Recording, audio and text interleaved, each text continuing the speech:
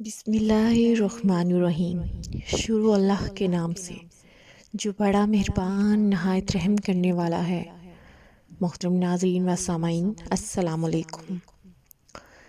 اللہ تبارک تعالیٰ نے ہزاروں قسم کی مخلوقات پیدا فرمائیں تاکہ انسان ان سے مستفید ہو اور خدا کا شکر گزار ہو۔ اس مادی دنیا کے علاوہ بھی انسان کے لیے اللہ تعالیٰ نے دل بہلانے والی مخلوقات کو پیدا فرمایا ہے تاکہ دنیا کی تکلیف، مصائب اور آزمائشوں سے تھکا ہارا بندہ جس نے اللہ کے حکم کے آگے اپنی تمام تر خواہشات قربان کر دیں، اسے وہ مخلوق بطور انعام عطا کی جائے۔ یہ ایک ایسی مخلوق ہے جو آخرت میں بندہ مومن کے لیے تمام مصائب اور آلام کا بدلہ بنے گی۔ آسمانی کتابوں میں اس خوبصورت مخلوق کو حور عین کہا جاتا ہے۔ لفظ حور کی جمع ہے، حورا کی جمع ہے۔ لفظ حورا کی جمع ہے اور حورا اس عورت کو کہا جاتا ہے جو جوان، حسین اور جمیل، سفید رنگ والی اور انتہائی سیاہ آنکھوں والی ہو۔ قرآن مجید میں کئی مقامات پر ان حوروں کا ذکر ملتا ہے۔ مثلاً سورہ صفات میں اللہ تعالیٰ نے فرمایا، نعمتوں والی جنت میں جنتی تختوں پر ایک دوسرے کے سامنے بیٹھے ہوں گے، جہاں شراب کے جام کا ان پر دور چل رہا ہوگا جو پینے میں شفاف اور لذیذ ہوں گی۔ نہ ان سے سر درد ہوگا اور نہ اس کے پینے سے وہ بہکیں گے۔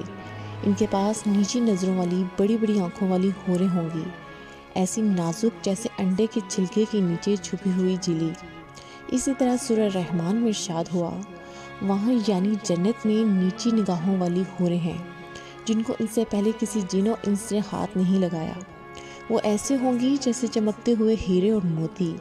گویا حور ایسی جنتی مخلوق ہے جسے دنیاوی مثال سے سمجھنا اور اس کی جسمانی بناوٹ و خصوصیات کو بیان کرنا مشکل ہے، جسے اب تک نہ کسی انسان نے دیکھا نہ چھوا ہے۔ اور جنت میں یہ مخلوق مومن کے لیے نام اور بدلہ ہوگی۔ احادیث مبارکہ میں بھی نبی کریم صلی اللہ علیہ وسلم نے ارشاد فرمایا کہ حوروں کی آنکھیں اس موتی کی طرح ہوں گی جو سیپی میں ہو اور اس کو کسی نے ہاتھ سے نہ چھوا ہوگا۔ اللہ نے حور عین کو زعفران سے تخلیق کیا۔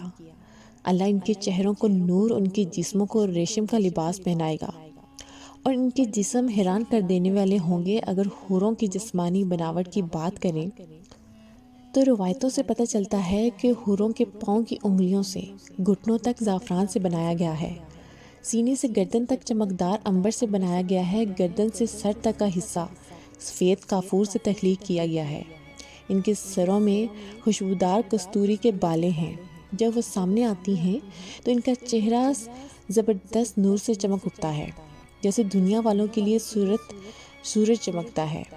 ان کی کمر کا اندرونی حصہ لباس اور جلد کی باریکی سے دکھائی دیتا ہے۔ اگر کوئی حور اپنی ہتھیلیوں کو آسمان اور زمین کے درمیان ظاہر کرے تو تمام مخلوقات اس کے حسن کی دیوانی ہو جائے، اور اگر وہ اپنا چہرہ ظاہر کرے تو اس کے حسن سے آسمان اور زمین کے درمیان موجود تمام چیزیں جگمگا اٹھیں گی۔ ایک روایت کے مطابق جنت الفردوس اور جنت العدن کے درمیان میں ایسی حوریں موجود ہیں جو جنت کے گلاب سے پیدا کی گئی ہیں۔ نہ وہ سوتی ہیں، نہ حاملہ ہوتی ہیں، نہ انہیں حیض آتا ہے۔ جیسے کہ ابن عباس نے فرمایا کہ جنت میں ایک نہر ہے جس کا نام بدخ ہے۔ اس نہر کے نیچے حوریں اگتی ہیں اور خوبصورت آواز میں قرآن مجید کی تلاوت کرتی ہیں اور اللہ کی حمد و ثنا بیان کرتی ہیں۔ جنت میں جنتی جب اس نہر کے پاس پہنچیں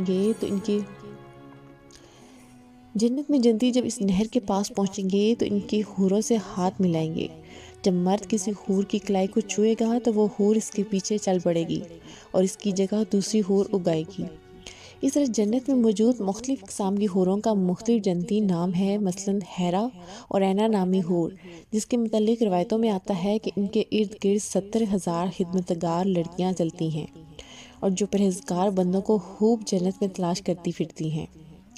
حور جنت کی ایک ایسی قسم ہے، حور جنت کی ایک ایسی نعمت ہے جو ادنا سے ادنا جنتی شخص کو بھی عطا کی جائے گی۔ جیسا کہ حضرت ابن عمر نے بیان کیا ہے کہ ادنا درجے کی جنتی کو بھی 1000 محل دیے جائیں گے اور ہر 2 محلوں کے درمیان 1000 سال کا فاصلہ ہوگا۔ ہر محل میں حور عین ہوگی۔ اسی طرح جنت میں ایک درخت ہے، ابری ہوئی چھاتیوں والی کنواری حوریں ہوں گی۔ اور وہ وہاں گیت اور نغمے گائیں گی، تو جب درخت یہ آواز سنے گا تو اس کی شاخیں ایک دوسرے سے ٹکرا کر بانسری کی آواز پیدا کریں گی۔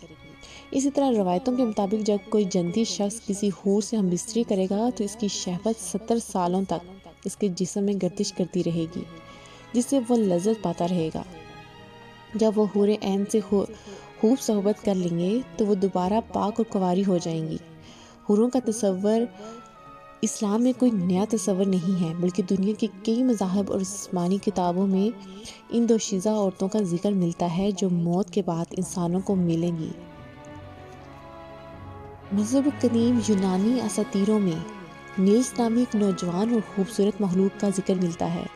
گریک مائٹولوجی کے مطابق نیلس ہزاروں سال تک زندہ رہتی ہے اور کبھی بوڑھی نہیں ہوتی۔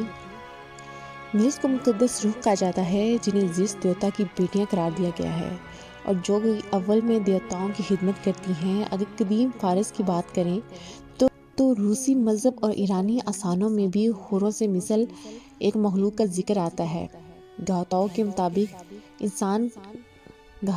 مطابق انسان کے تمام اچھے اعمال اور نیکی خوبصورت حسینہ کی شکل میں تبدیل ہو جاتی ہے، جسے ڈائنا کہا گیا ہے۔ ڈائنا ایک پرکشش اور بہترین لباس پہننے والی عورت ہے۔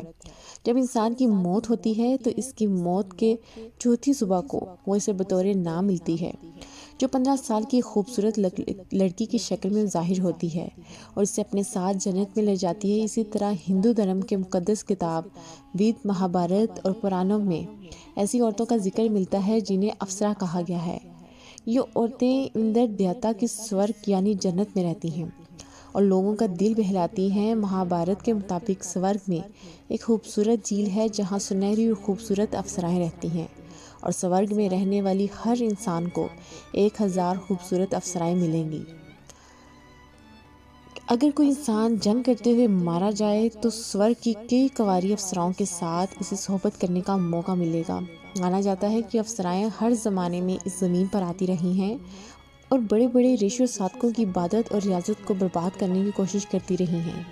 ایک ہندو کتاب کے مطابق ایک دفعہ وشوامترا نامی ایک سادھ کی عبادت اور ریاضت سے اندر دیوتا کو بہت خوف آیا، لہٰذا انہوں نے منکا نامی ایک اپسرائے کو سورگ سے زمین پر بھیجا تھا تاکہ وہ وشوامترا کو اپنی خوبصورتی اور اداؤں سے لبھا سکے اور اس کی ریاضت خراب ہو جائے۔ لہٰذا اس نے اپنے دل فریب اداؤں سے وشوامترا کو بہکا دیا اور وشوامترا اس سے محبت کر بیٹھا۔